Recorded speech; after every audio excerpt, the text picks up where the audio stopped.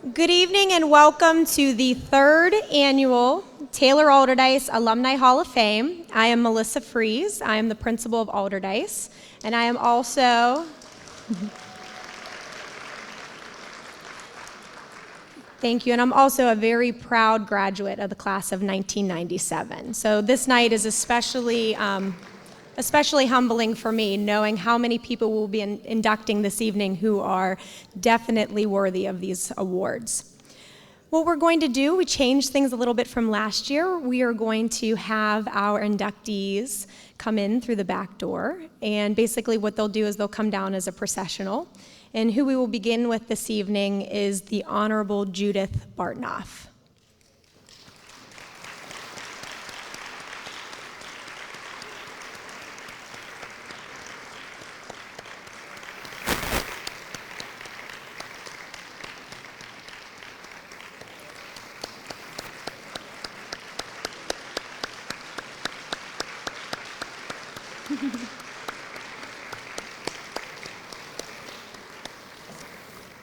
Next joining us is Mrs. Sharon Epperson.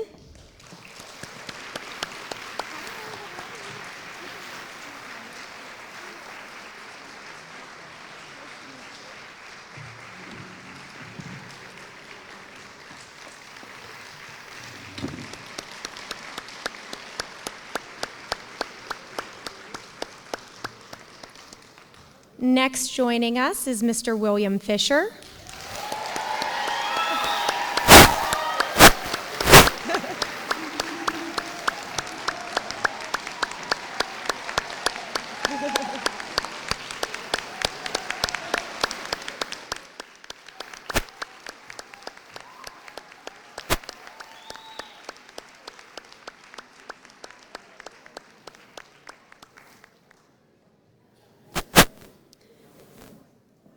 Please join me in welcoming Mr. Rob Marshall.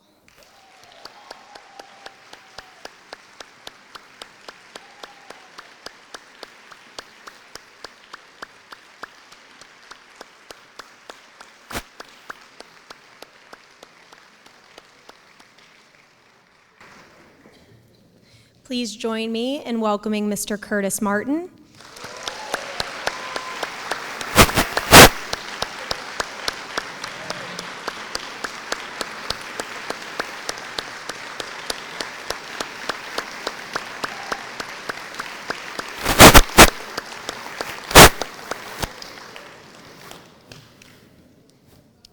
And please join me in welcoming Mr. Corey O'Connor and Mrs. Judy O'Connor.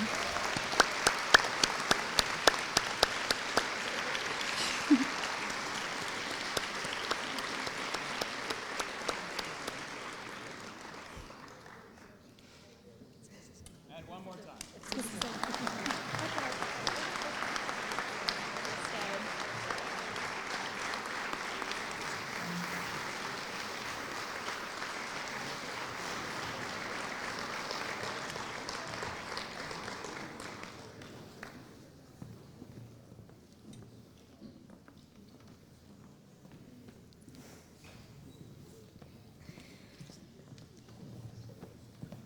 Please also join me in welcoming Jeff Rosenthal, our alumni president.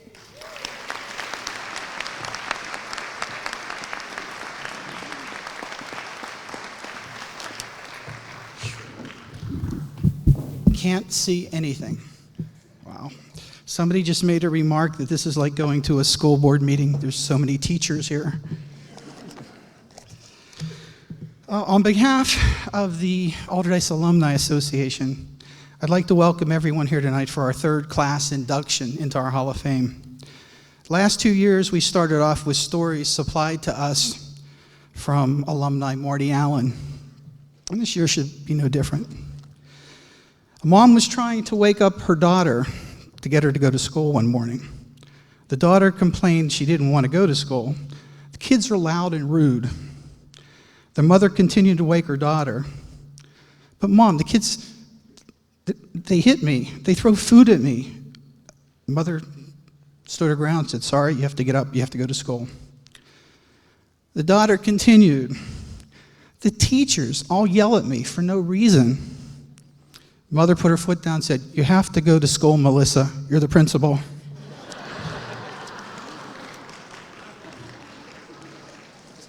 Thank you, Marty.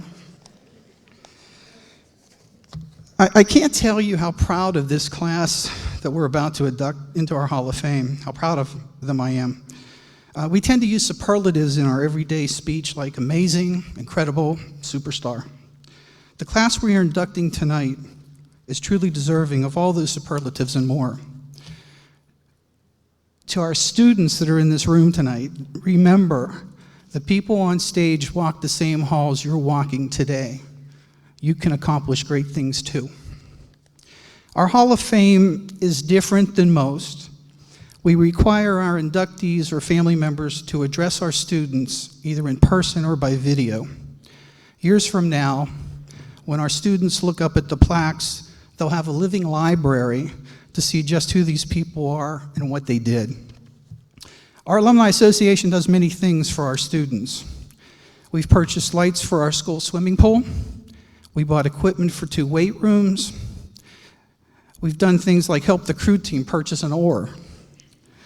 We've donated money to the choir to help offset the cost of a trip. And we help to pay for buses for many of the clubs and organizations that are in this school. Buses cost around $250 for our kids to get on a bus, go to another school, and come back. We've purchased things as small as magazine subscriptions, and this year we've even helped a student get a pair of protective glasses for a sports team.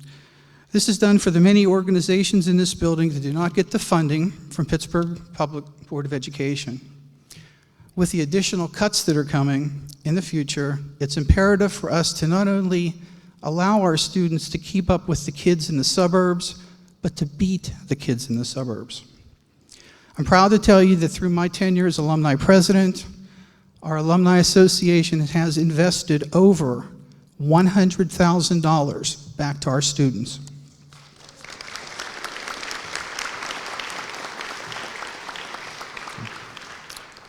Now the commercial.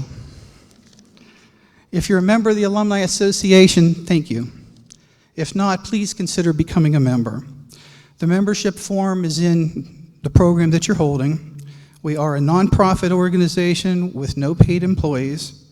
Everything comes back to this building. In fact, I was just handed from the class of 1974 a check that's being donated back to our kids here. So to the people from our class of 74, thank you very much.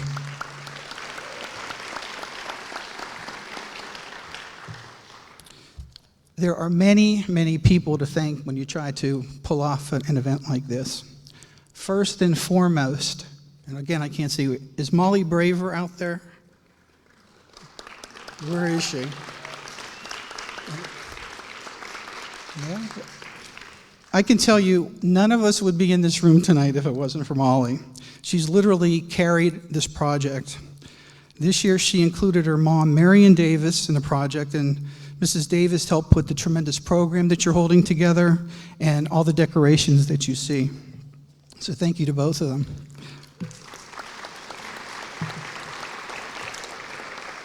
An additional thanks goes to Minna Levinson, one of our teachers, Kathy Wirtz, who was in our office.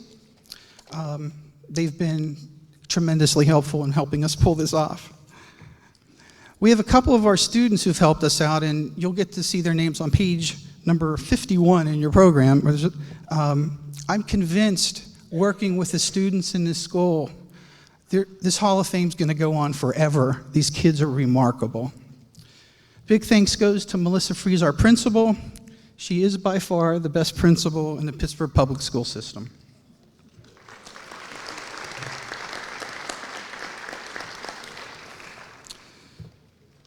In accordance with our motto of do something, know something, be something, there were 4 Pittsburgh high school graduates that had been rumored to be very successful in the business area.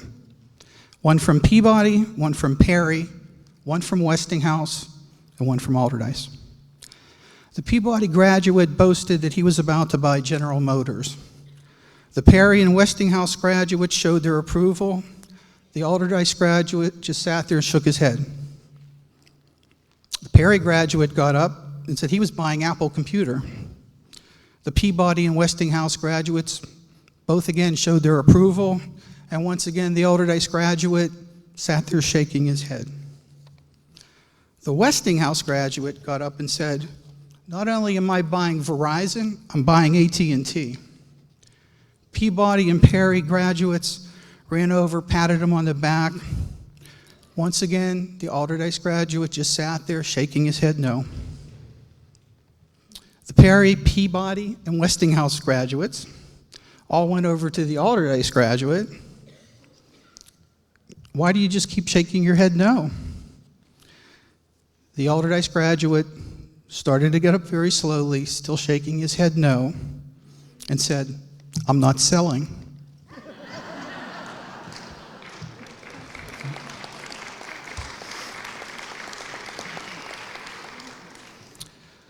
If anyone has any other people that they want to nominate for our Hall of Fame, there's going to be a table in the cafeteria. We're open to as many names as you want to give us. Anyone who has already been submitted, we do not throw their names out. We do not start all over. Everybody is still on file. It's a wonderful situation that we have that we can't get everybody in at the same time, and no matter who we bring in, there's controversy. Well, what about this one or what about that one? So we're open for all the names you want to give us. I have to tell you, too, that the people on this stage are not just well-accomplished people. These are some of the nicest people I've ever met. I'm having the time of my life here, really having a good time. Last person I want to thank is my wife, Lynn. She's embarrassed and she won't stand up. But she allows me to put my time in here and get to honor our school. So we have a lot to cover. I'd like to get our ceremony started by introducing our principal, an Allderdice graduate, Melissa Fries.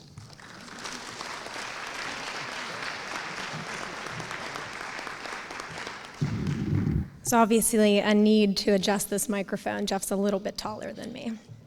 Know something, do something, be something. These words are etched across the stage in this auditorium. These words have been read by hundreds of thousands of students and adults over the years.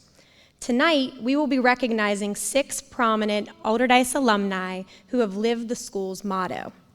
Tonight's inductees include a prominent political leader, a legendary high school principal, a professional athlete, an award-winning film director, an award-winning journalist, and a distinguished judge.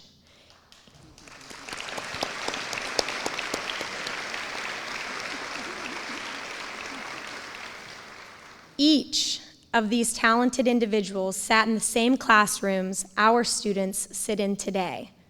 Though the times have changed, one thing has remained the same: the commitment, respect, and love for the school we call Allderdice. This event is an opportunity for not only alumni to be honored, but for our current students to see how hard work, dedication, and passion can lead to unbelievable outcomes. At this time, I would like to ask our chorus to come up and lead us in the national anthem, and followed by our alma mater.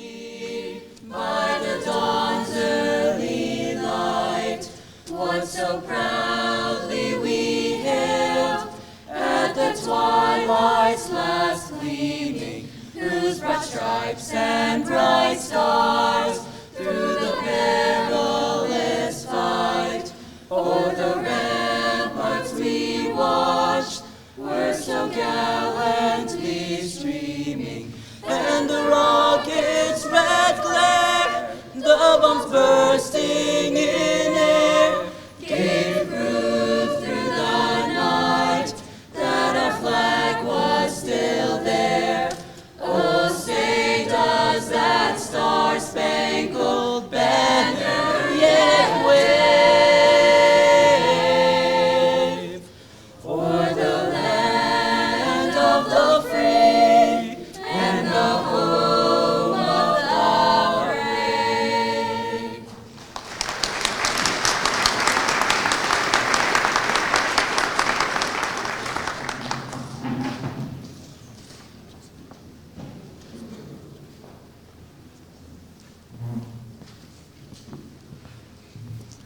wrote this arrangement a couple weeks ago. If you want to, we're going to hum through it.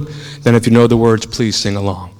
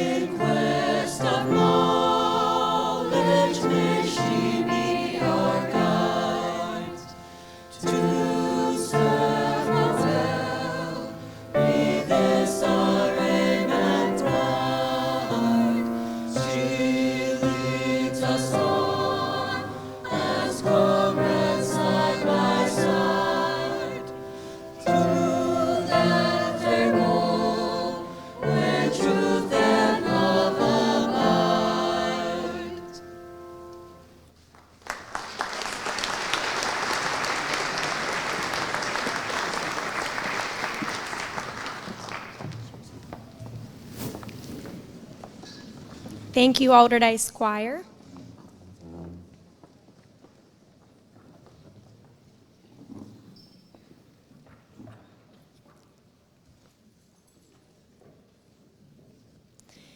At this time, it is with great pleasure that I introduce the senior class president, Shaylin Williamson.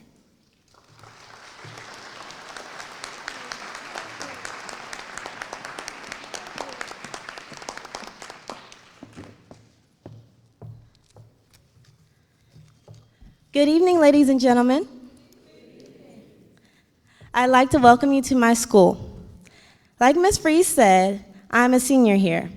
Quite honestly, my experience as an Allderdice Dragon has been phenomenal. I am proud of the quality education that I've received here. Academically, I have been provided with a wide array of courses to choose from and challenged by the curriculum of Centers for Advanced Studies courses, or if you don't know, CAS. Socially, I was challenged to break out of my shy shell and blend into the diverse population of nearly 1,400. However, there is one thing that I'm not so proud to report. Prospective Allderdice students may not be granted the same opportunities that I have due to budget cuts. Although the district is trying their hardest to adapt to this shift in funding, it still saddens me that they may not have the same experience I have had. To ensure that they will be given this chance, To ensure that they will be given this chance, we must unite and aid to help our schools financially. At this time, I would like you to go into your programs and look at page 1.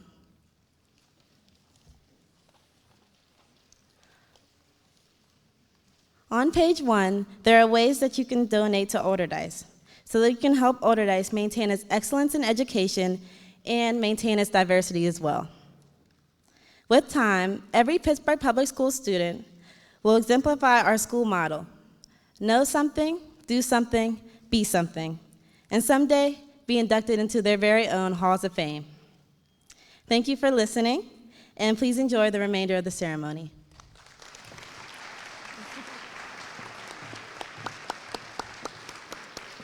Thank you, Shaylin. I would now like to introduce Dr. Jay Apt.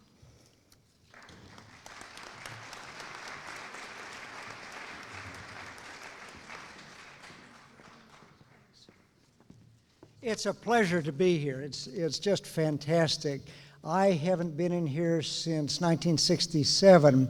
I was a 1967 high school graduate, and the class of 67 in Pittsburgh was really extraordinary. I was fortunate to have them as peers. Judy Bartnoff was the most perceptive person that I knew in high school. She saw what was important faster than most of us and said exactly what she meant, always with a smile. If you said something that wasn't right, she'd make a correction, kind but clear. She and I were classmates at Harvard, where Judge Bartnoff received her undergraduate degree with high honors.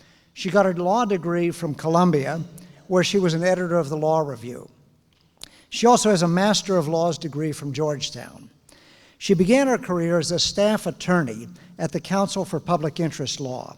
She then served as a special assistant to the U.S. Assistant Attorney General for the Criminal Division, and then as Associate Deputy Attorney General at the U.S. Department of Justice. Making partner at a major law firm is a big deal. Judy was a partner at Patton Boggs, one of the nation's leading public policy law firms. She was primarily a litigator and represented diverse clients, including providers of low-income housing and the Navajo Nation. When she was in private practice, she was tapped to be an associate independent counsel in the Clinton passport investigation. In 1994, she was nominated by President Clinton and then confirmed by the Senate as a judge on the Superior Court of the District of Columbia. She's handled complex civil and domestic relations cases, as well as criminal, domestic violence, and child abuse and neglect cases.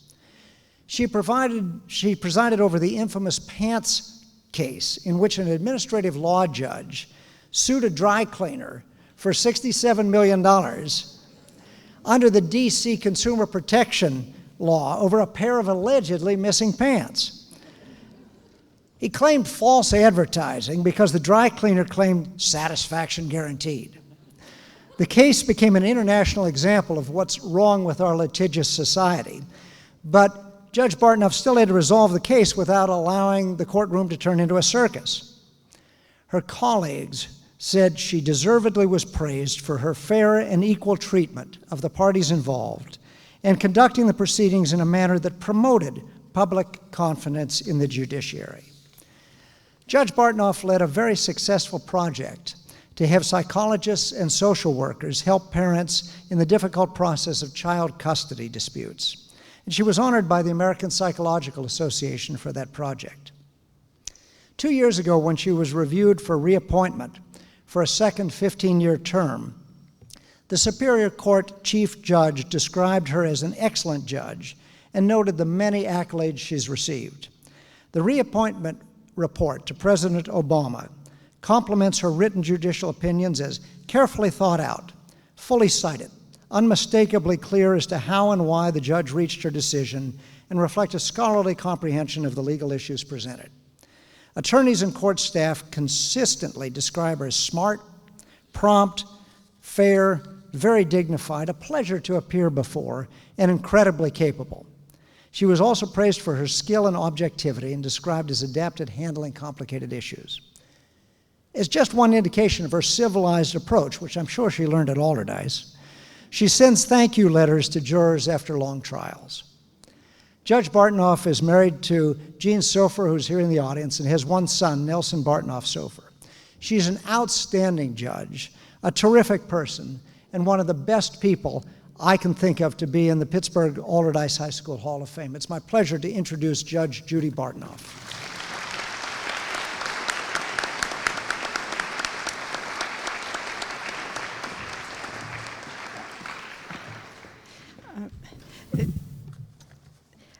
I should say at the outset that Jay went to Shadyside, not to Allderdice, but he's realized the importance of coming here in any event. Jay, I want to thank you so very much for that generous introduction, and even more for your friendship over the past more than 40 years. I was thrilled that you were able to be present at my investiture as a judge 17 years ago, and it's wonderful to have you part of this occasion as well. I also would like to thank my husband, Jean Sofer, for being here with me, and I want to thank the high school classmates who have joined us this evening. I'm very lucky to have maintained friendships with several of my high school classmates and to have renewed my friendships with others, and my life is immensely richer for it. It often is said that everything we need to know we learned in kindergarten, and to some extent, I think that's true. Don't run with scissors, listen to the teacher, follow directions, play nicely with others, and don't pull anyone's hair. But I also think that in some ways, exactly the opposite is true. They told us in kindergarten that we should always color inside the lines. But sometimes I think it's vitally important that we color outside the lines. The tricky part is knowing how and when to do that. When to stay inside the lines and when to, inside the box, and when to think and act outside it. I think the things we really need to know in order to know when to color outside the lines are what we learn or ought to learn in high school. Those of us who attended Allderdice when I did were fortunate to have the opportunity to learn those things when we are here. I'm looking forward to coming to a class here tomorrow, but I believe that that's still true. I started high school in the post-Sputnik era. We all got the message, whether it was said explicitly or implicitly, that what really mattered, what was really challenging and important, was math and science. And Allderdice certainly made an excellent math and science education available to us. We could take algebra in 8th grade, which was not so common then, leading up to AP Calculus as seniors. We could take biology in 9th grade, not a boring memorization course, but a course in cell biology. We could take chemistry and physics and various advanced science classes, and I certainly fell in with that program, and I didn't particularly question it. But the classes that I now remember more than 40 years after my high school graduation are not math or science courses. The classes that made the most impression on me were history classes taught by Mr. Forey and an English class taught by Mrs. Mussoff. They were the ones who really taught us how to read and think critically. They taught us to learn basic facts, but not in order just to regurgitate them. Quite the contrary. They didn't want us to take anything at face value. They encouraged us to identify and question underlying assumptions, to look at relationships, to find the meaning under the meaning under the meaning. They taught us to think about historical events and literary texts in new ways and not to be satisfied with easier accepted explanations. They made us want to learn more by having us question whatever it was that we thought we knew. I eventually built on what I learned when I decided not to be a biochemist and instead to study American history and literature and then to go to law school. But in my years of law practice and in my current role as a judge, I believe the basic skills I learned in high school are what have enabled me to make a difference. I chose to be a trial judge because I wanted to be dealing not with theoretical policy issues, but with real people who needed a resolution of real disputes. A state trial court like mine really is where the rubber meets the road, applying the law to real people in real life situations. But in my service on the court, I also have had the opportunity to step back and look at systemic patterns and problems and to be open to new approaches to resolving the issues that come before us in a better way. A lot has changed in our society in the past 17 years. As a judge, I can perform marriages, for example, which I do for friends and friends of friends. Now in the District of Columbia, that includes same-sex marriages, which in my experience are just as joyful as the more traditional kind. As another example, when I first became a judge and was hearing divorce and custody cases in the family division, joint custody was very unusual. Now, under District of Columbia law, there is a presumption of joint custody.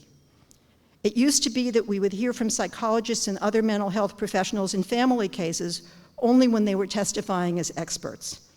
I became increasingly frustrated with that because I thought it would be much more useful for the psychologists and the parties to focus their attention on what the children's needs actually were and how the parents, notwithstanding their conflict, could be supported to work together to address the children's needs and to give the children the benefit of having both parents part of their everyday lives.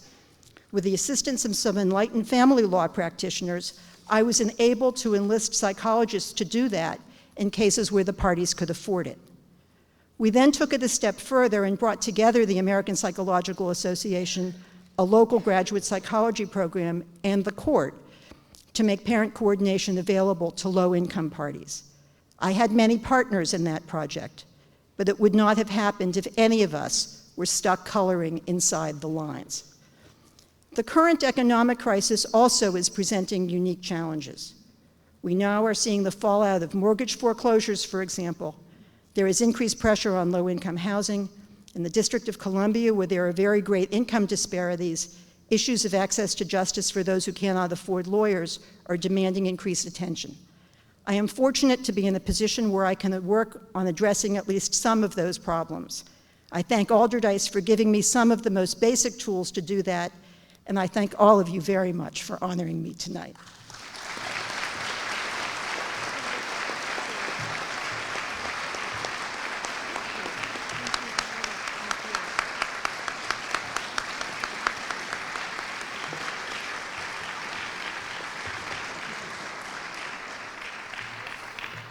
Thank you, Judge Bartnoff. At this time, I am pleased to introduce Allderdice Senior Melanie Levine.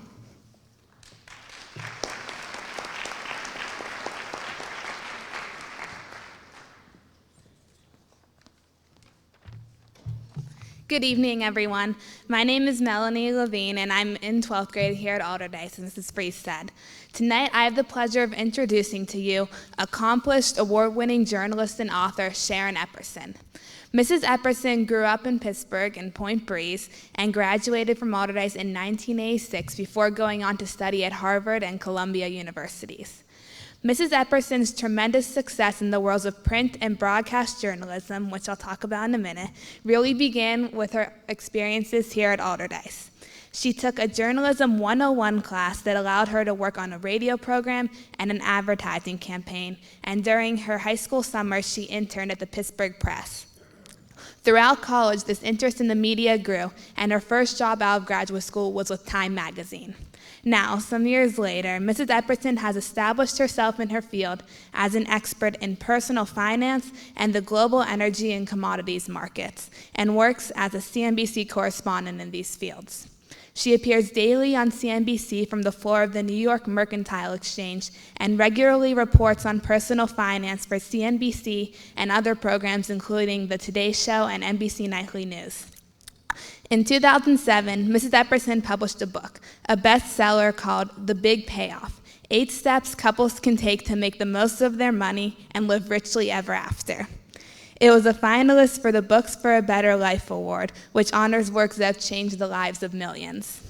Among her many endeavors, Mrs. Epperson is committed to improving financial literacy in young people, speaking often to organizations and universities and teaching at Columbia on the importance of budgeting and long-term savings, lessons that are useful at any age. For both her financial literacy campaigns and her journalistic achievements, Mrs. Epperson has won numerous awards, way too many to list right now, but they include the Icon Growth Award from General Electric, the Vanguard Award from the National Urban League Guild, and the Gracie Allen Award from American Women in Radio and Television. Mrs. Epperson created this amazing, distinguished career where she graces our television screens and newspapers not only as a professional journalist, but also as a person who is committed to helping others, whether they're new families organizing their finances, graduate students trying to enter the demanding media fields, or high school students like myself planning our futures. For her wonderful, life-changing work, please join me in honoring Mrs. Sharon Epperson.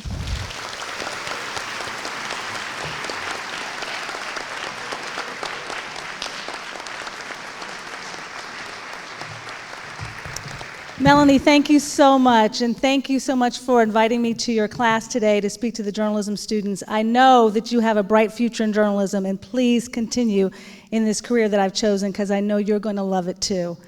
Good evening, everyone, and thank you so much to Allderdice for this honor. Thank you so much to Jeff for all of the work he's done in putting together the Alumni Association and sending me an email almost, it seems, every other day about all the great things that are happening with the Alumni Association. I love this school, And someone was mentioning to me today, and in fact it was Jeff, who said, you know, when people say where they're from, they say, well, I'm an Allderdice grad, and then they say they're from Pittsburgh. And they just expect people know what you mean when you say you're from Allderdice, and that they know this school, and they should, because of all of the wonderful people who have walked through these halls. Know something, do something, be something. When you said that to us, I didn't know what you meant, Mr. Fisher. I didn't know what I knew. I didn't know exactly what I was supposed to do, and I certainly didn't know what I wanted to be. And then something happened, not in 9th grade, but in 10th grade.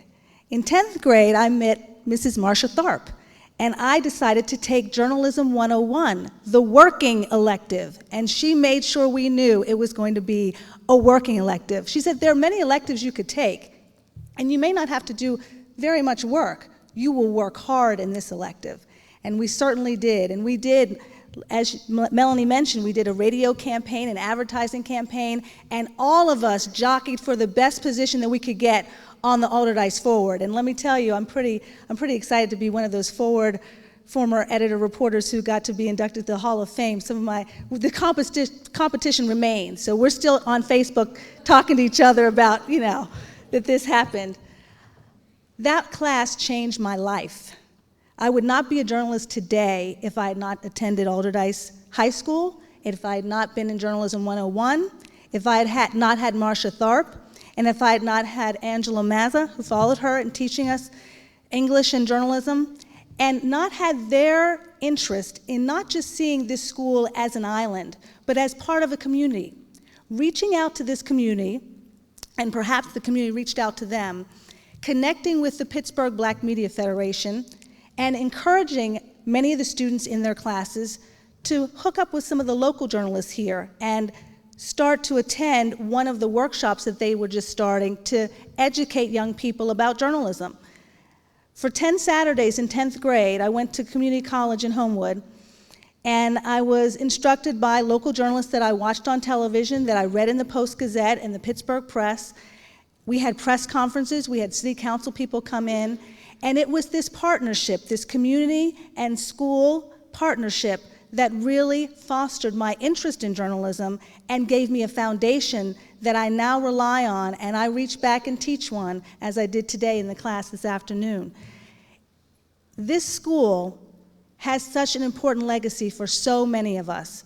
It's created a place where we understood how important it was to strive for the best that we could do, how important it was to work together from all different backgrounds, riding from Homewood on the bus through Point Breeze to Squirrel Hill, coming to this school, all of the different communities and the different people that were on that route and came here, and we were all in this building together. And whether we were in the advanced classes, as I was telling some of the students today, in the CAS classes, or we weren't able to be in those classes, we were in mainstream classes, or we saw each other in gym, or we saw each other in the cafeteria, we supported one another. My fellow classmates were excited when I got into Harvard. They were excited that I was in CAS. They were excited that I was writing for the Forward. And it was that kind of encouragement that created an environment where I wanted to excel, where I wanted to impress Mr. Fisher and Miss Hall-Watson and Mrs. Tharp and my parents and my sister and my friends. And I just want to thank this school, I want to thank this community, and I want to encourage the teachers and the principal and all of the people in this room to work together with the school. This is not an island. There are going to be budget cuts, we know that. It's not the same as it was when we were here, but it can be even better if we give back and we do what we can to help to support this school. So I thank you again, and I'm so honored to be on the same stage with so many wonderful honorees and so many past honorees, so distinguished. Thank you very much. Thank you very much for this evening.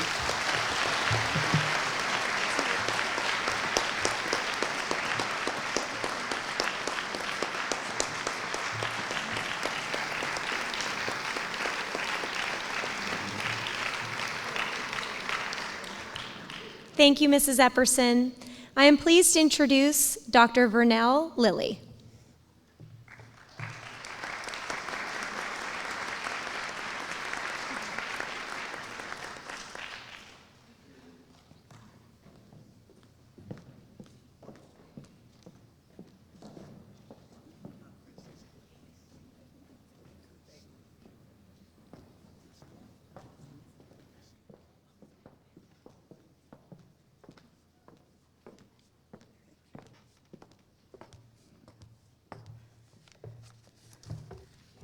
What a pleasure for me. And let me do the first job that I was asked to do. William Bill Fisher, probably always, and I can hear him saying these words. My name is William Bill, to some, Fisher. I am who I am. I love what I do, and I know how to choose to do it. I want action. I want quick resolutions. I want all of the problems my students have to have them know that they can bring to me. And I want my students, my children, I want them respected,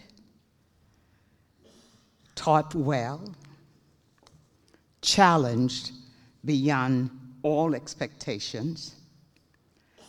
What they might be, I want them tired every day of searching for new ways to view life, education, the worldview perspective available to them. I am who I am,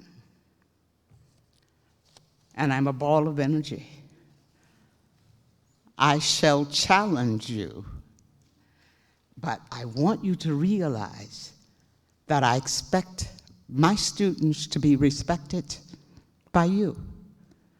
I want you to remember that they come from different places. They have different experiences. And I was brought into this school because of my mastery of the Fifth Avenue high school students and how I handled that school.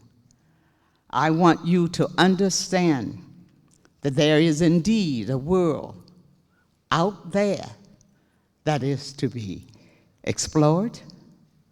There are challenges that students will bring to you and give you. But I want everybody in with the reach of the sound of my voice to be respected. I want my staff. I want my faculty. I want the parents who enter this door to all know that every person who resides here is indeed a very special human being, and you are to teach them well. It does not matter what level they come to you on, and it does not matter the experiences that they have had at home. But if you are going to work within these walls with me, that you are going to treat each one of my children as special human beings with great talent, and the way that you discover it, if you have the ability to teach and to explore who they are and develop ways of how do you reach a child. One child might be a visual learner. Another child may be a textual learner. You must understand that you cannot teach every kid alike. You may decide a guy's a great football player, and so, okay, we'll just make room for him to be great in athletics. But if you are going to work within the walls where I am going to be the principal, you are going to have to find a way to have that athlete know that you may, well, there's no doubt, you will be confronted with having millions of dollars. There is that possibility. And if that's going to be the case, then you're going to have to help that youngster know how to choose someone to guide him or her through those lives. I want you to challenge every child that's here beyond the reach. I want you to know from each child, not from your looking at that child and deciding that this is not the bright kid. This is a kid who may need to have you walk down the halls and talk and share. It is important for me that I know all my parents. I don't care if somebody has brought their way into Allderdice and really belong in the Braddock Avenue School. I don't care if the child has found a way here at Allderdice because they understand that there are some special things in art. If that child has reached out to try and better self, then I don't need detective work to know that maybe this kid does not belong here.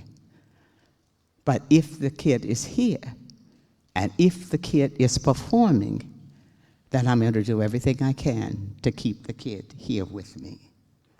I challenge you to always challenge beyond all expectations. I think to know me is the greatest pleasure that any of you will ever have. I'm going to walk the walls. I may wear a funny kind of cap. I may peer in the window. But what I want you to know is that I want these young people, I don't care what religion it is, I don't care what the cultural background may be, I want you to know that you have a precious human being.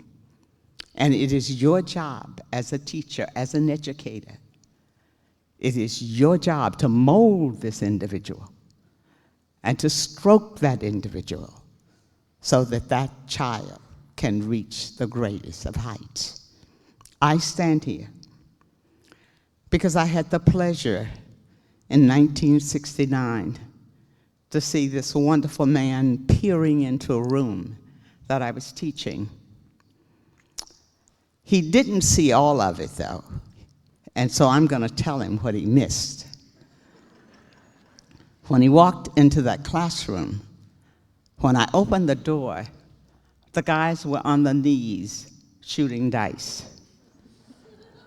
And since I'm from Houston, Texas, from Fifth Ward, I simply kneeled on my knees and I rolled out 7 3 times.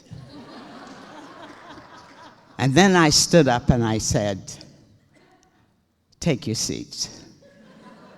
And we are going to teach, and you're going to teach me, and I'm going to learn from you.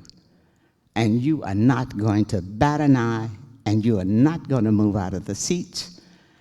And at the moment I said that, I saw a head peeping up out of the door with a cap on. And I didn't know who it was, but I was hoping they didn't see me rolling the dice. And so we taught. And he stood there, and when I came out, he grabbed me, and he says, "You've got to come in and teach at my school." And I said, "I can't. I'm in graduate school. I just can sub here and there." He says, "I want you here." And I said, "No, I can't. I can't." He said, "Only 2 people have controlled the class, this class. One, I think, was one of your past principals, Judy Johnston, and I'm Vernell Lilly, and we could handle that class." And so it is an honor and a privilege, and I must tell you, and I don't know if he realizes it, but you're probably here because of my daughter. I had a daughter here at Taylor Allderdice who raised a lot of sand. Her name was Marsha Lilly. At that point in time, the racial issue was at its greatest. And so she organized the black parents, she organized the black kids. We had a meeting with Kish Kuna, I think was the superintendent, and I'm happy to say that he retired after the end of the meeting with these fiery young people.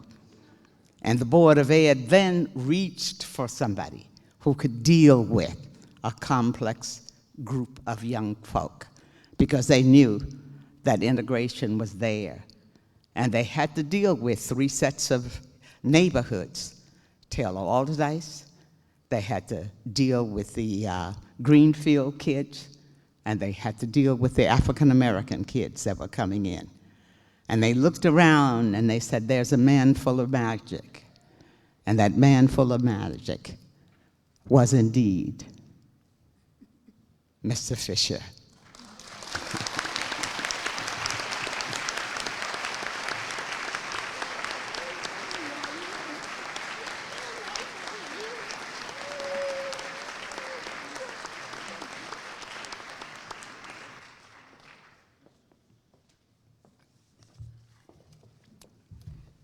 Well said, Dr. Lilly.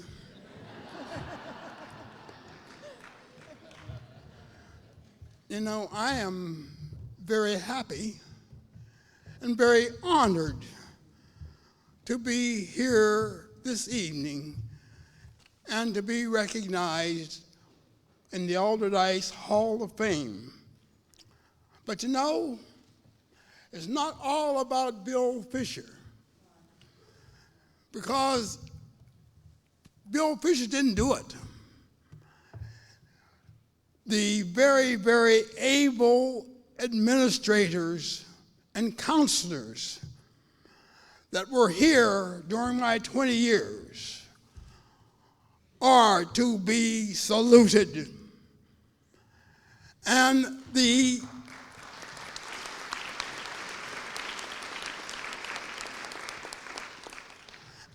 very, very competent faculty and teachers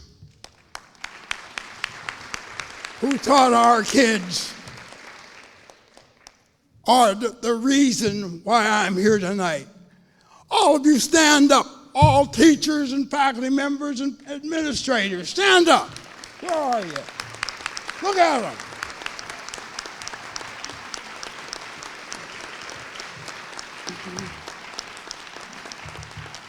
Thank you very much.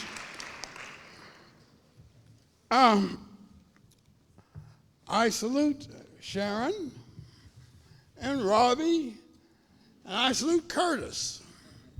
You know, I was a part with their parents, you know, of all of them. And I like them all, except your mother, Curtis.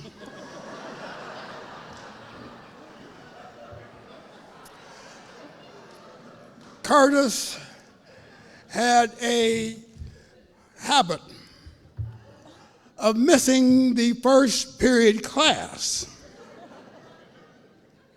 And he was brought down to the office, and we suspended him for 3 days.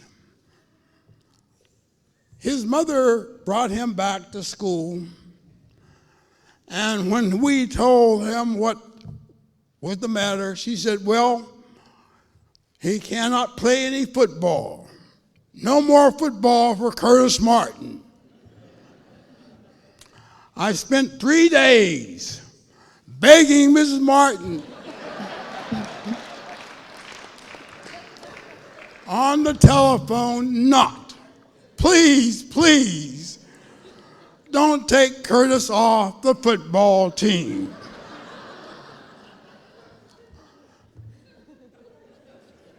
I am just filled this evening. I don't know what to say. I see my fraternity brothers. I see my pastor's wife, my church members. Sherilyn, the class president of Allderdice, is in my Sunday school class. And I see all my relatives. God bless you. And to God be the glory. I thank you all.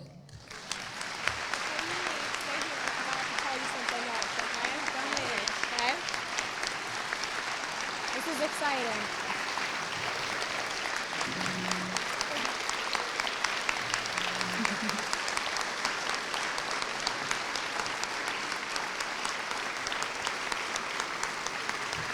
Good stuff. So before Mr. Fisher has a seat, I just want to explain the award to Mr. Fisher. He's the first individual who did not attend Allderdice to receive an Alumni Hall of Fame award.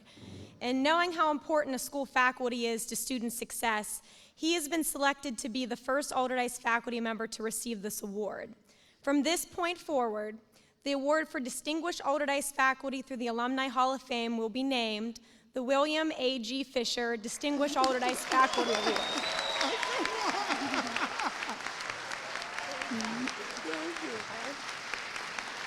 And it will be used to recognize faculty that have made a difference at Allderdice. And Mr. Fisher, we are so very proud to have you here with us this evening.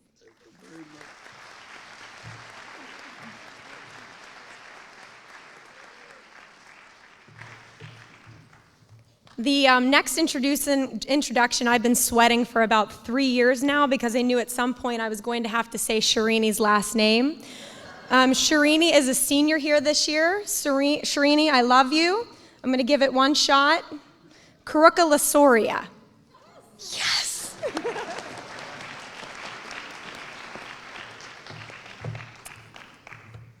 Good evening, everyone. My name is Chirini Kurkulasuria. Thank you, Ms. Fries, for that introduction. And as a senior here at Allderdice, I'm delighted to introduce you to the Hollywood legend, award-winning film director of the class of 1978, Rob Marshall.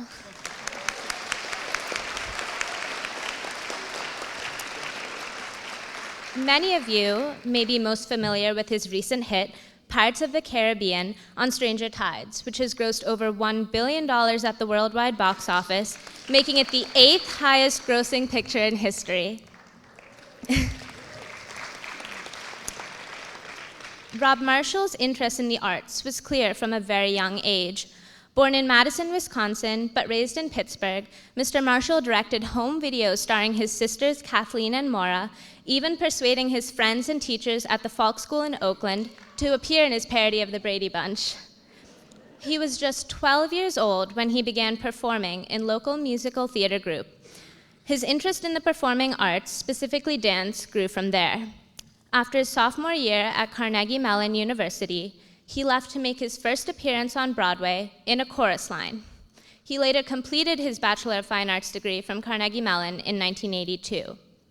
Rob Marshall progressed from performing on Broadway to choreography and then directing. Mr. Marshall's hard work on Broadway was recognized, and he ultimately directed and choreographed the Disney ABC TV adaptation of Annie. Annie, a personal favorite of mine, became the most popular TV movie of 1999 and received 12 Emmy nominations and the esteemed Peabody Award. For his work on the choreography, Mr. Marshall also won an Emmy and an American Choreography Award that year. But perhaps Rob Marshall is most well known for Chicago, his film that was nominated for a stunning 13 Oscars and won 6, including the award for Best Picture.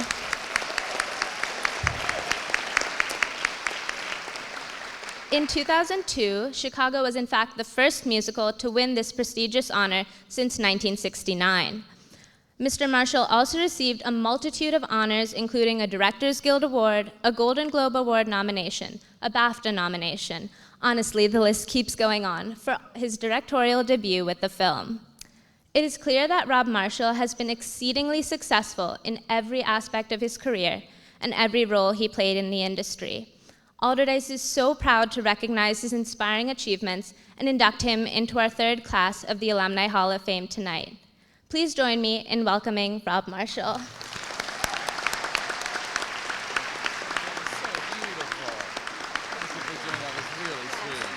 Thank you so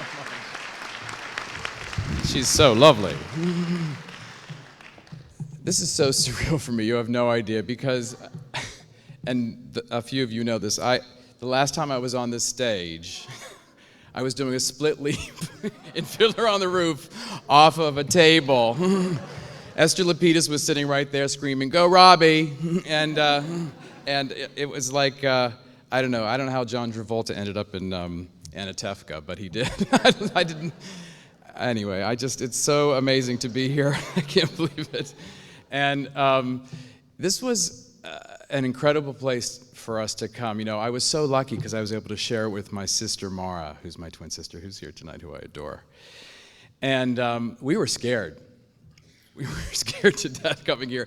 We went to a little school called Falk School, in a laboratory school, University of Pittsburgh, and it was the 60s, and it was very kind of like, what do you feel, and how do you, it was no grades. We loved it. And we got here, and it was like, well, we better get our act together, because this was serious. And we had the wrong clothes. I remember that for sure. And we were really nervous. And but we realized that we maybe could make it work. I mean, and it was because of the great friends we got we met immediately, and some of them are here tonight, like Lori and Julie, and I think that's Linda back there. It's so great. And the incredible staff led by the brilliant Bill Fisher. And it's funny, I just saw him, the first time I saw him tonight, he was walking the halls like this, with his he was walking down the hall like that, and I thought, nothing has changed. Nothing, he looks exactly the same. What is that? It's like, welcome back, your dreams are... And that's what it feels like, hand to God. But we were, we were so lucky because we had great teachers who were so inspiring. And some are here tonight, Joanne Meldon, who was the greatest math teacher. She made it fun. It's so hateful, and she made it so fun. And so great, and I just love her to death, and she's here tonight. And Mr. Wells, I mean, who will forget Mr. Wells? No. I mean, he knew what he was talking about. That was the only class I think I ever had with my sister Maura. They always separated us twins the entire time we were here, except for that class. And every time I would go to that class, she would call me out every time, because she'd say, how do you know that answer? You didn't read that last night. It was so mean. I hate you for that, Maura. And it's true. And but the teachers everywhere, Mrs. Lewis, we were just talking about her. Laurie and I were talking about her. Just amazing, such a classy and elegant woman. And we really learned how to learn. That's what I realized, and how to write, and how to speak, and how it was all those things every day for all of us. And I realize now that those teachers, and you teachers who are here tonight, you're our heroes. You're the heroes. You're the heroes. You should be up here. They're the heroes, as Bill Fisher said. And I know that personally because I have great teachers for my parents who are here tonight, because they're teachers, Bob and Ann Marshall, and I know I'm the luckiest guy in the world to have them as my parents. I say it a lot, but it's true, and it's easy to say something when it's true. And so, to have that world and have these people supporting you helps you get through. And we came out at the other end of this totally different people because of that, and ready to go on. And it's formed who you are because they let you be who you are, which was great. I know, because I was doing Shanae turns all the way down every single one of those those hallways, and it was okay. And I was like my own little Glee version of Glee by myself, and I didn't care. But anyway, but thank you for this tonight. Thank you also for getting my family together. My beautiful sister Kathleen is here too, who is, talk about accomplished. She's unbelievable with her 2 beautiful new babies as well. So thank you for this wonderful family reunion we're having tonight too. I think we're gonna probably get in the car, maybe the Country Squire, we can find that somewhere, and get in that Country Squire from the 70s and drive up and down, look for Ottenreichs and Ratners and the Waldorf Bakery, the Record Mart, Cards Plus. I saw Pole Eyes as a for rent as I drove, and I almost had a heart attack and died. Maybe I think we'll do a little of that ourselves and drive up to our house on Beechwood and sort of see it. So thank you for that, but mostly thank you for this incredible award. I'm so thrilled to have with these great people, and I'm thrilled to be an Allderdice alum. Thank you so much.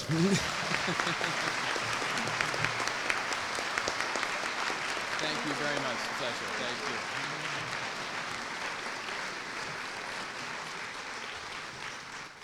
Thank you, Mr. Marshall.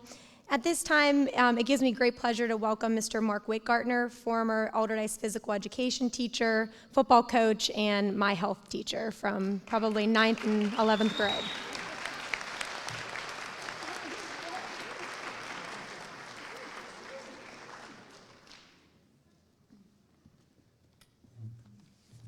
Thank you very much.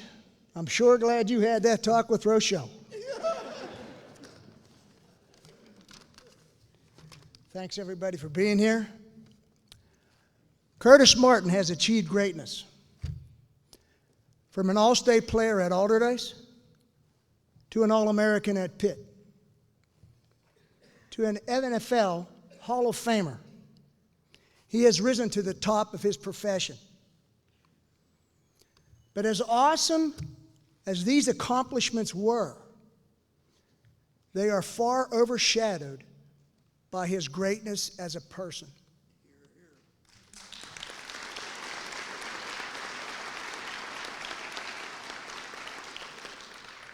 His leadership, his generosity, his kindness, his humility, and his true concern and love for his fellow man will be his legacy.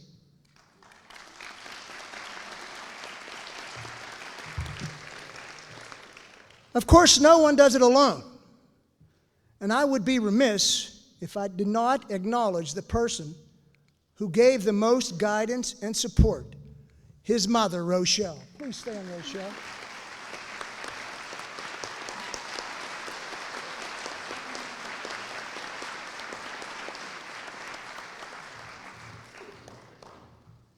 I coached him as a player. I supported him as a fan. I watched him develop into a worldwide business leader, a loving husband, and soon to be a father.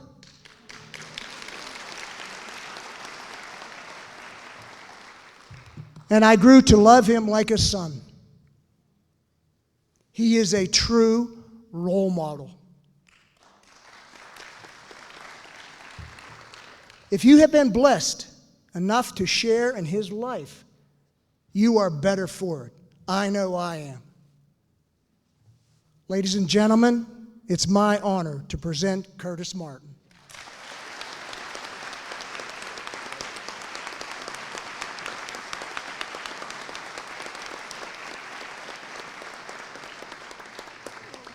Thank you.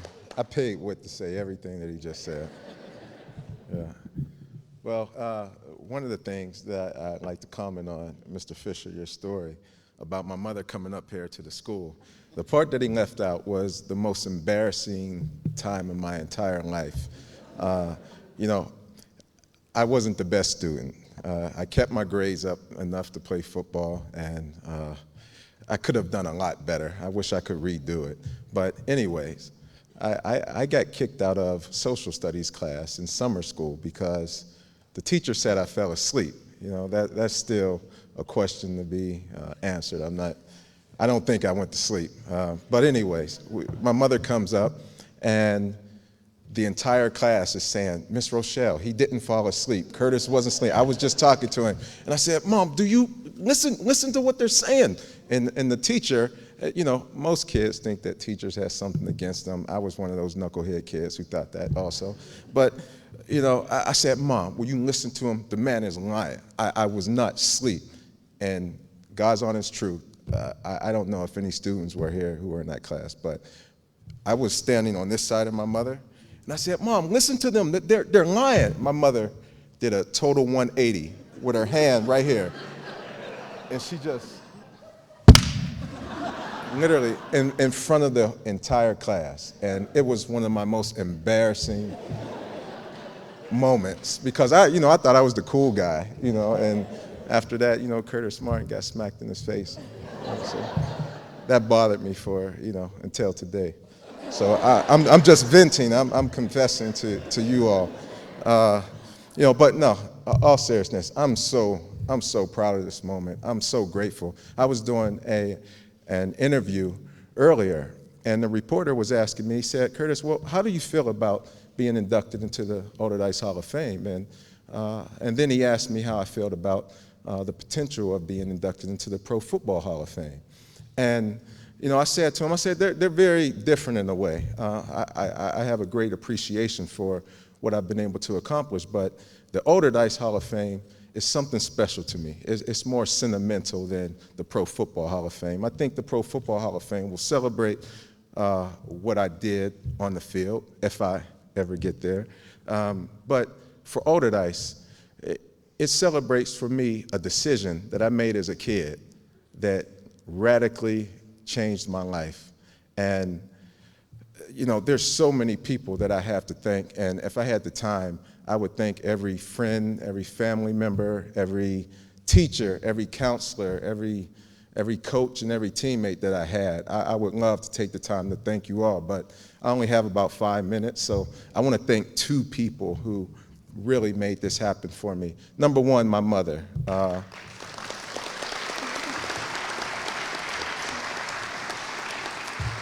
I tell you this, if God was sitting in the audience right now, and maybe he was back in that corner, I would say, God, my only prayer is that every kid could have a mother the mother that I had. My mother, I mean, it honestly kind of makes me tear up when I think about my mom. The sacrifices that I watched her make just to make sure I graduated from school, make sure I stayed out of trouble, and I got into a lot of trouble, but she protected me. She was my greatest supporter. She was not only my mother, she was my father. I was only raised by my mother, single-parent mother, and one thing that I'm clear about is I didn't get my athletic talent from her. That's definitely came from my father. Even though he wasn't there, I had a lot of respect for the man, and he definitely imparted to me some good genes. But honestly, I don't think I've ever even seen my mother do a jumping jack, a push-up, a jog, or anything. So I definitely got that from my father. But my mother, she has been my confidant. She has been my best friend. She's been my big sister at times. And Mom, I just want to take this moment to just say I love you so much. And if you're my hero, and the world would be such a better place if everyone had a mother like you. So thank you.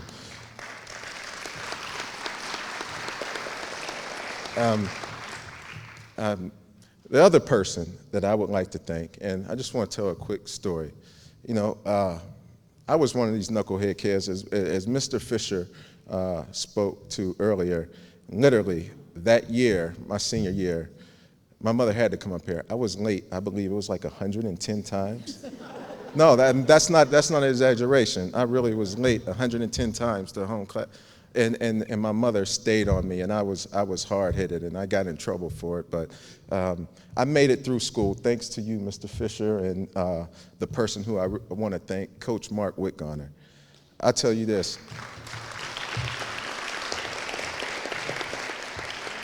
This man approached me one day. He was the phys ed teacher also. So we're in class, and he approached me one day, and he said, "Son, listen, from what I hear about you, your life isn't going anywhere. You're going to end up dead or in jail at some point in time." He said, "I guarantee you, if you just take the time, if you just play football for our football team," I've watched you in phys ed class, "if you just play football for our football team, I guarantee you, son, that you'll get a scholarship anywhere in the entire country that you want to go to school." Now, for me, going to college wasn't realistic, so I talked about Coach Whitgoner to my friends. Like, "He talking about going to college?" It just wasn't realistic for me because I had not known anyone who could basically afford going to college. So I didn't think much of it. But he stayed consistent. I don't know how many years, maybe 2 years or so. He just kept asking me and kept asking me. At the same time, in the neighborhood I grew up in, I grew up in Homewood, Wilkinsburg, Duquesne, McKeesport, and a lot of those neighborhoods at that time just wasn't the best neighborhood to be in as a kid. And one of my best friends had just got his chest blown out by a shotgun, and he ran a few yards and he died.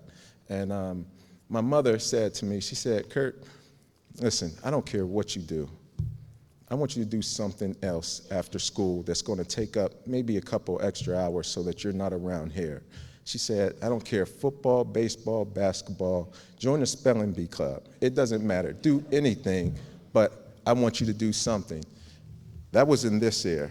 In the other ear, it was Whit Garner with that voice, just saying, "I just play for our team. I'm telling you, just play for our team." So I decided to go play for the team. I remember he put me in the first scrimmage game that we had, and I'm not sure if I'm correct if it was the first play of the game or not, but I didn't know all the plays, and he said, "We're going to pitch you the ball to the left." Pitched me the ball. I ran an 80-yard touchdown, and and I've been playing football ever since.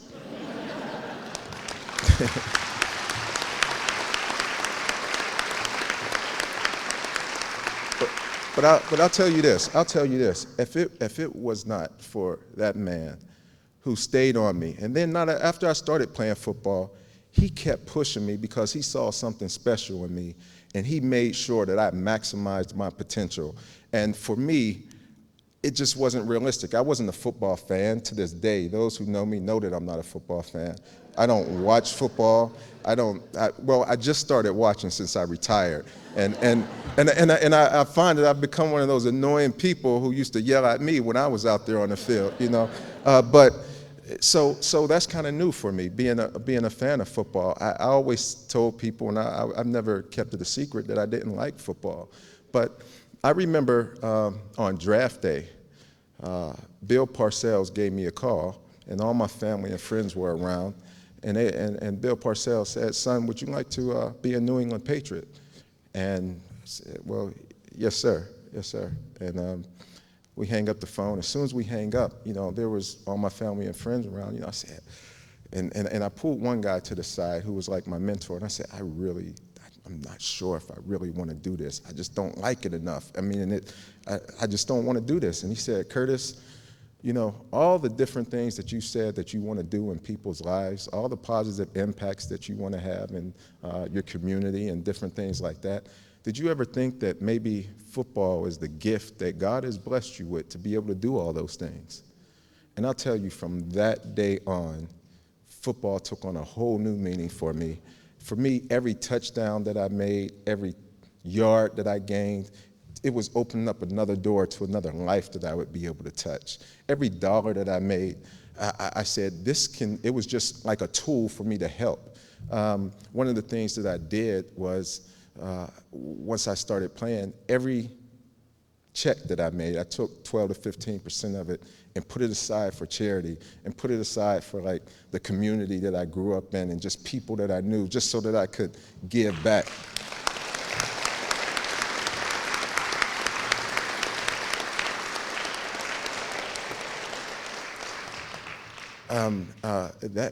That is the only meaning that football has had for me. I think if you would take that away from me, the ability to reach people and impact people's lives in a positive way, I'm 100% sure that I would not play football, that I would not have even liked being on the field, that I would never really put a ball in my hand after I left college. So I just want to thank everyone. I want to thank all of you who are alumni for inducting me into this Hall of Fame tonight. It really means a lot to me. And before I leave, there's just a couple of principles that I want to leave with you. Just to all the teachers, mainly, I just want you to never underestimate the impact and the hope that you are capable of giving one of these kids here in this school. You never know how that kid is going to turn out, and you may be that only chance of hope for that kid, because you never know what we're dealing with at home. I mean, we lived a very adverse life, and that's why my mother is my hero, because I've seen her go through hell and high water just to keep clothes on my back and make sure that I had food on the table.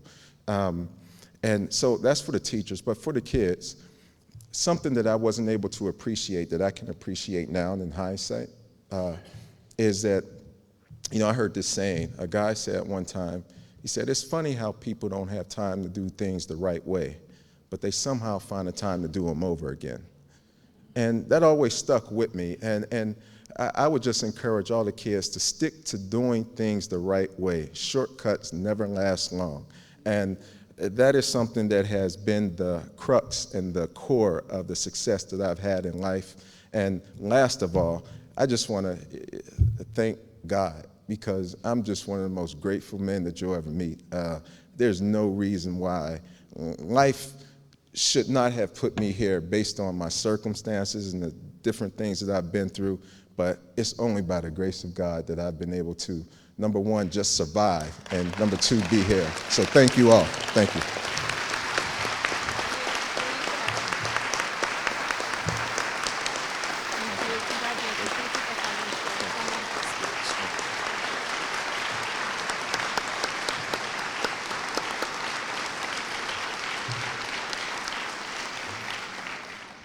Thank you, Mr. Martin. At this time, please join me in welcoming Mr. Corey O'Connor.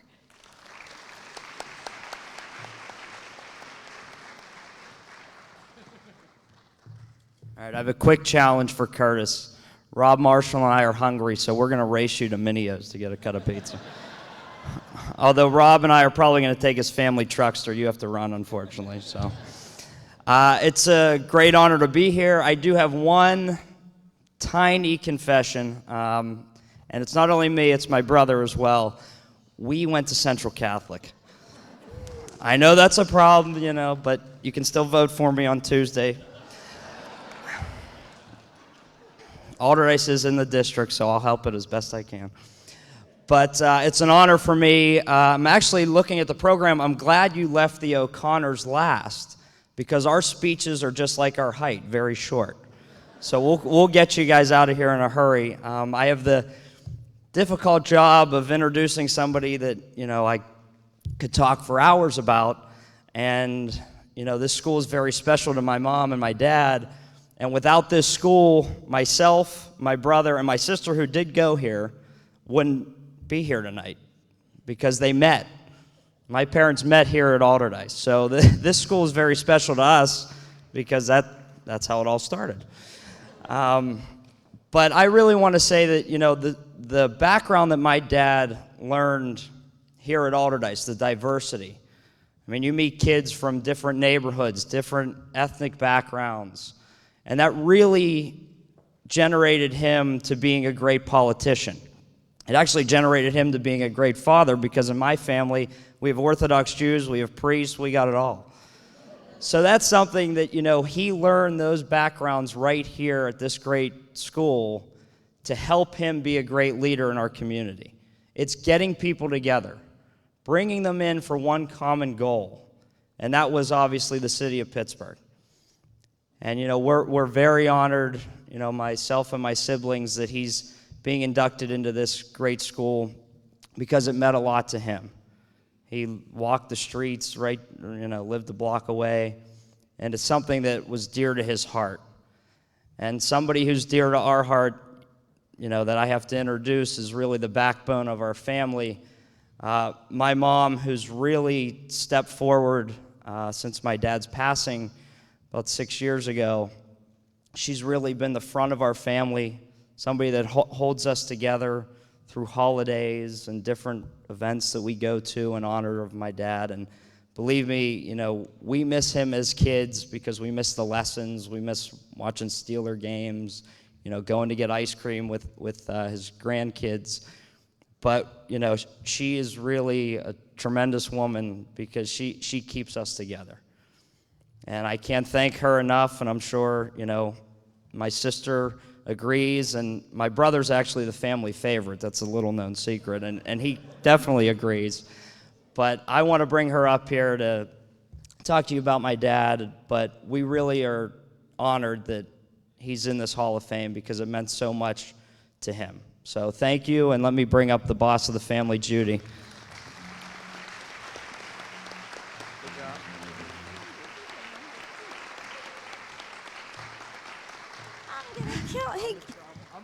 He gave my whole speech. No, I just, like when I first walked in here, I haven't been here in a long time either. And you walk into this building and the memories here are amazing. And I know that the structure has changed maybe, but the memories are all the same. And they'll be here forever. And I have a short story about how I did meet Bob. I was in a classroom, and everybody, you had to be seated alphabetical. So my name was Levine, and there was a close friend of Bob. His name was Billy Lyons, and he sat right next to me. And Bob came to the door, and he wanted Billy's attention. And I was there, and he kept pointing at me, get his attention, get his attention. And meanwhile, the teacher saw what was going on. And she, said, what, I said, I don't know. And she looked outside, and of course, nobody was there. So then the class started again. Sure enough, he came back. There he was, and he wanted Bill's attention. I said to Bill, who is that jerk out there? He's getting me in trouble. And then I said, I'd like to meet him and tell him a few things. So I did meet him, and that's where it all began. And it was a lifetime with Bob. And this is where it began in Allderdice. So we have a lot of memories here. But I want to thank Taylor Allderdice so much. And I want to thank everybody that voted for him and to be inducted into the Hall of Fame here. And I'm sure, I know if Bob was here now, he'd be so proud that knowing that his old alma mater felt so highly of him to honor him like this. And to believe in him that he loved Pittsburgh so much and people. He really loved people. Being the mayor, he often said, whoever got to work, we have so many friends and supporters here tonight. And they worked with him, and he's told us that when he got into the office, he would never sit there. And believe me, he was never in that office. And I'll bet, if I go through this audience, somebody always has a story about Bob. No matter where I go, I hear it all the time.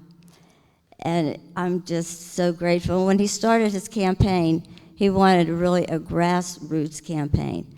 And he called upon all his friends here from Allderdice. And everybody came out to help him.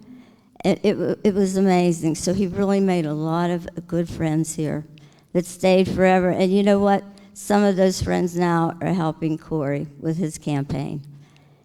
And, Taylor Allderdice had much to do with Bob's success. And I want to express how deeply grateful I am and my family. There's Heidi, who did go to Allderdice. And I have 3 beautiful grandchildren, the Mackenzie, Delaney, and Kennedy, and Father Terry, my son, and Corey. And I just want to thank everybody. And there was another saying that Bob used to say all the time. He used to say, just do it. You can do it no matter what. Being the mayor, he used to just pull out his card and said, just do it. Forget the red tape. Get that car out of here. Clean this, do that. Just take a house down. You can do it. And that's also what he learned at Allderdice. And Bob did it all. And I just want to thank everybody so much.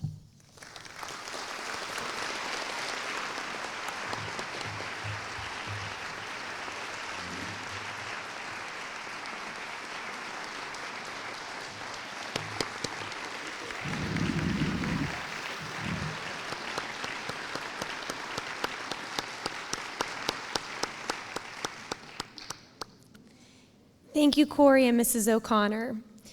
As we conclude our evening, I'd like to extend my thanks to the inductees for joining us. Your participation tonight is greatly appreciated. In addition to that, I'd like to also thank Mr. Rosenthal, Mrs. Braver, Mrs. Davis, and the Alumni Hall of Fame Committee for their hard work in planning this event.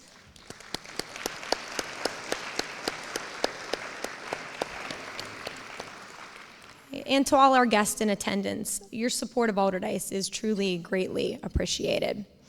At this time, to end our evening, I'd like to ask Mrs. Molly Braver, who is an Allderdice teacher and committee chair for the Alumni Hall of Fame, to say a few words.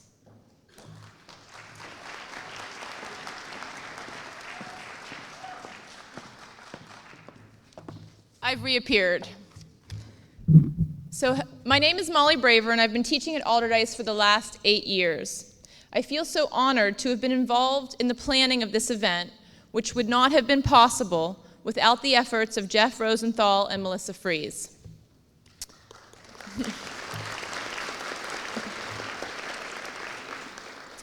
In the last year, Allderdice has been the recipient of 2 new outdoor spaces, a rain garden and an outdoor classroom, where teachers can take students outside to have class. This outdoor space can be seen on page 43 in your program. If you are interested in having a bench named in your honor, please see me after the program. As a teacher, it is a constant challenge to motivate students. When I thought of what motivated me, I remembered my high school experience and how we had alumni come to speak to us. One of those speakers is right here in the audience. And although I don't recall everything that J.App said to me 18 years ago, I do remember feeling energized and inspired by his story. So 5 years ago, I started Allderdice's Alumni Speaker Series so that students could learn firsthand how Allderdice graduates have succeeded in the world. Through this endeavor, we have been able to create a video library of presentations that showcase the diverse accomplishments of Allderdice's alumni. It has been a privilege for me to see their stories shared with our students. Today, Sharon Epperson spoke to the journalism students. Tomorrow, Judge Bartnoff will be talking to the AP Government students, and Rob Marshall will be speaking to the acting, chorus, and band students. If you are an alumni and are interested in speaking to students, please see me after the program. Or you could email me. My email is also in the program a few times. Okay. I want to thank everyone for their attendance tonight, especially our esteemed alumni and their family members for traveling from various parts of the country to be with us. Please join us for refreshments in the cafeteria, which is located down the hall, and I hope you had a great night. Thank you.